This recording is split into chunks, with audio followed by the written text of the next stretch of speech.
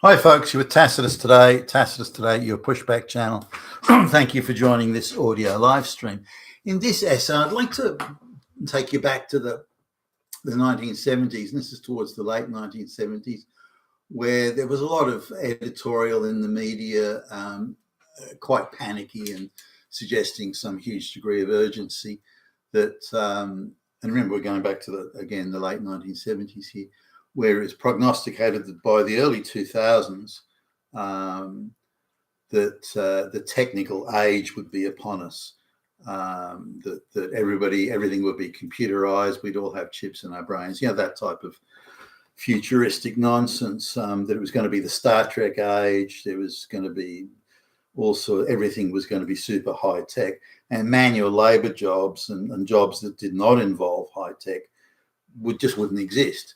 So, and if Australia was going to, in the Western world, or Australia generally, and bear in mind when this was going on, I was still at high school, but the idea being that there was going to be this incredible transformation in society, the technical age would be upon us, and the futuristic movies like the Star Treks and all this sort of stuff, they were going to be a reality.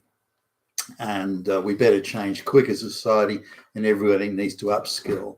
So the whole idea of education needs to change into technical education, and everyone needs to be a computer designer and a programmer and so on and so forth. Well, that was the general thrust of the talk at the time, which actually got a little hysterical, I thought.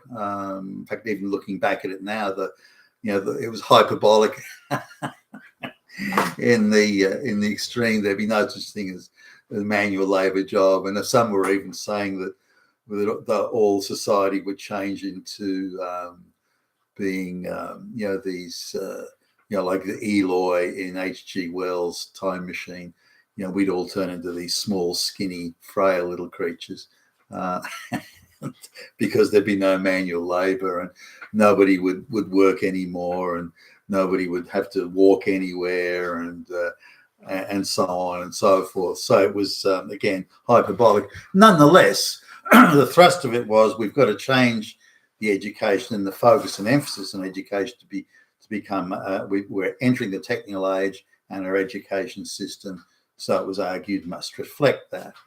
Now, the initial thing was, let's find the brightest people in our society, and the brightest, and let's get as many people into that bright category as possible, and they're going to be the ones that will spearhead this new technical age. They're the ones that will be designing the next Starship Enterprise to go into the galaxy, across the galaxies, and will create the next flying car and all that sort of stuff. So they'll be designing the robots that'll do all the manual labor work, and so humans will become creatures of leisure, living. Some even suggested it might be like the Roman aristocracy, where debauchery would would reign supreme, and people will be wealthy, they'll have leisure time and plenty of money to enjoy the leisure time due to the wealth created by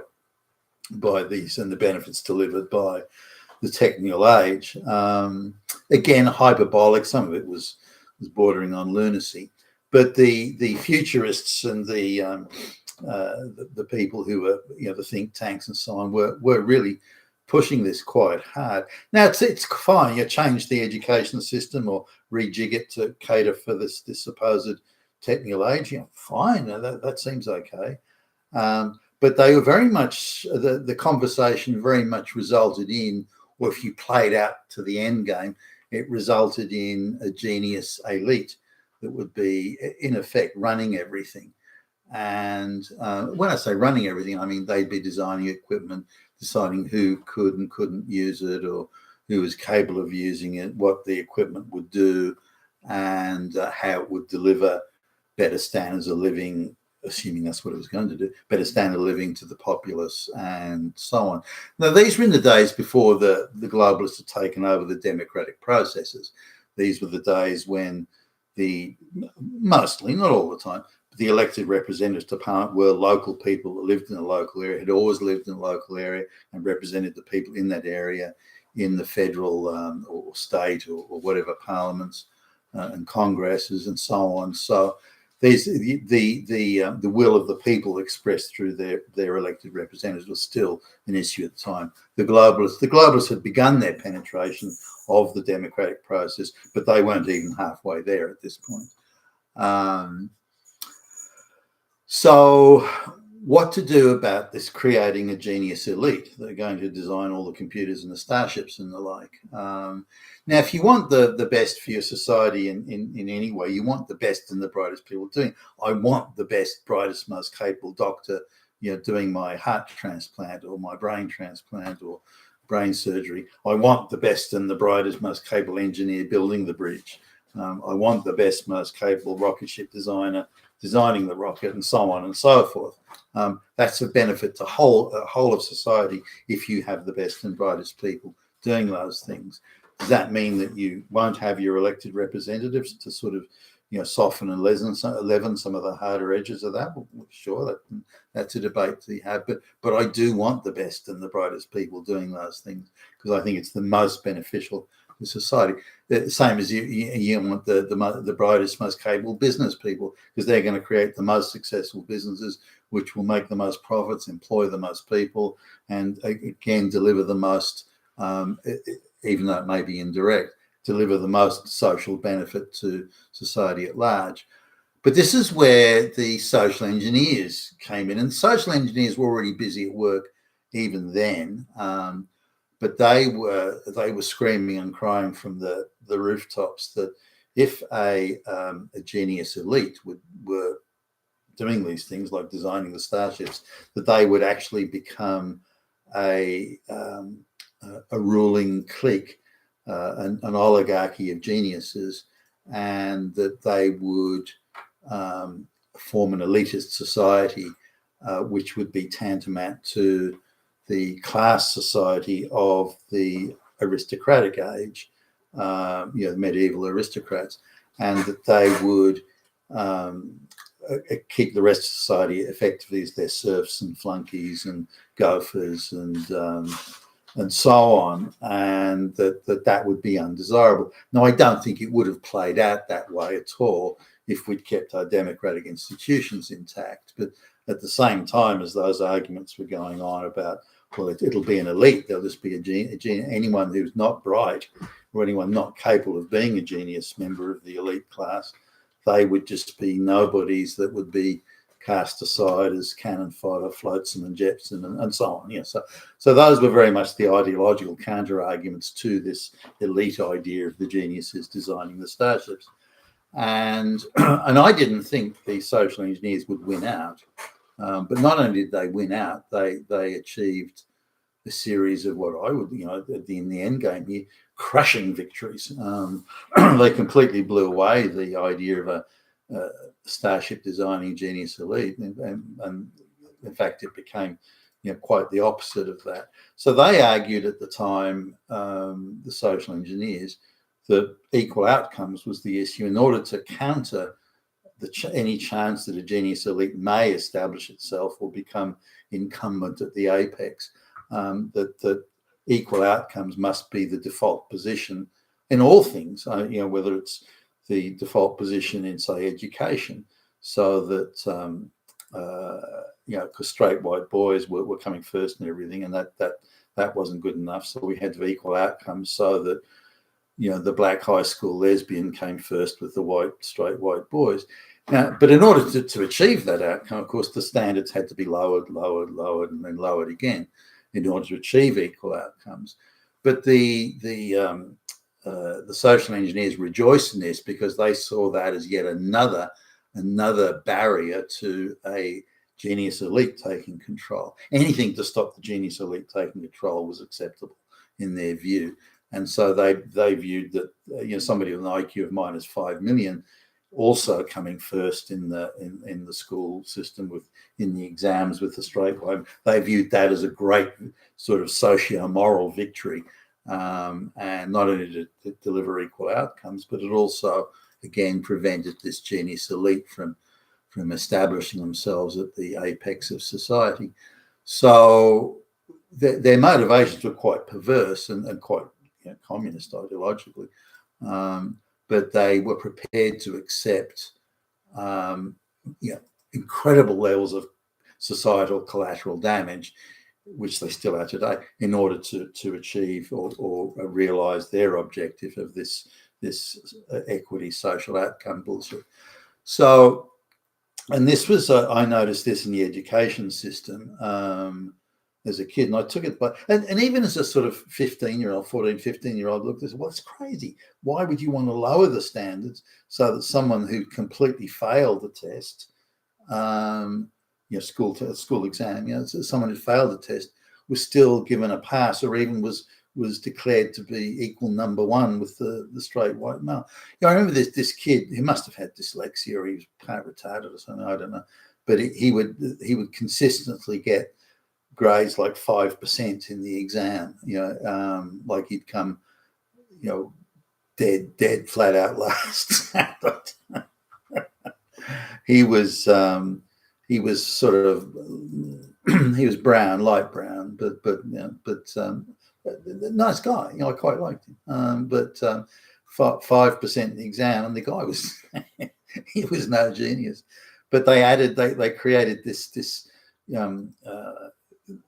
arbitrary teacher assessment system, so the teacher could just say, "Well, I think Billy Bob was a really good student in class."